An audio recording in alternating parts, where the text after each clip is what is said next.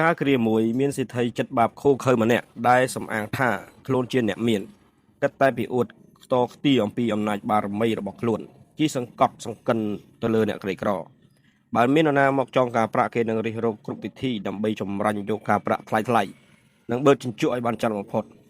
រហូតដល់ធ្វើឲ្យគ្រួសារកូនអំណុលខ្លះត្រូវរលាយទ្រព្យសម្បត្តិអស់ដោយស្នាដៃរបស់ខ្លួនថ្ងៃមួយគេកើតអារម្មណ៍ចម្លែកម្យ៉ាងថាបើគ្រាន់តែកេងប្រវ័ញ្ចមាសប្រាក់វាដូចជាមិនសូវសប្បាយសោះតើនឹងគិតរកវិធីយ៉ាងណាដើម្បីបានសើចលេងសប្បាយ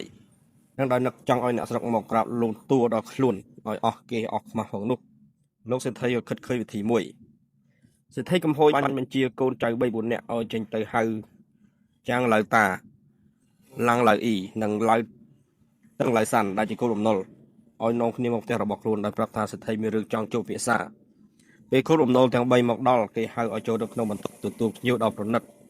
ពួកគេឃើញសេដ្ឋីដែលធ្លាប់តែមានចិត្តអាក្រក់សាមញ្ញដាក់បែរជាមានអាកប្បកិរិយាខុសប្លែកពីធម្មតាទឹកមុខស្រស់ស្រាយសម្ដីរាក់ទាក់មិនដឹងថាតើពេលនេះសេដ្ឋីបំរុងនឹងប្រើល្បិចកលអីខ្លះទៀតមកលើពួកគេ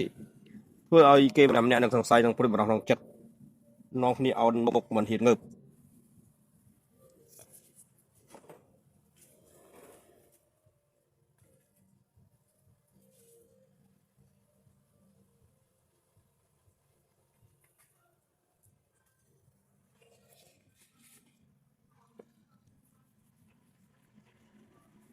សេដ្ឋីចាប់ផ្ដើមនិយាយយ៉ាងផ្អែមរលួយថាយើងឲ្យពួកឯងមកជួបនេះដោយសារយើងយល់ពីការលបាត់របស់អ្នកទាំងអស់គ្នា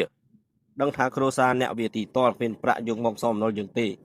ទើបយើងគិតរកវិធីមួយដែលមានប្រយោជន៍ដល់អ្នកទាំងអស់គ្នាដោយអ្នកទាំងអស់គ្នាទៅស្គាល់ចំពោះមុខយើងថា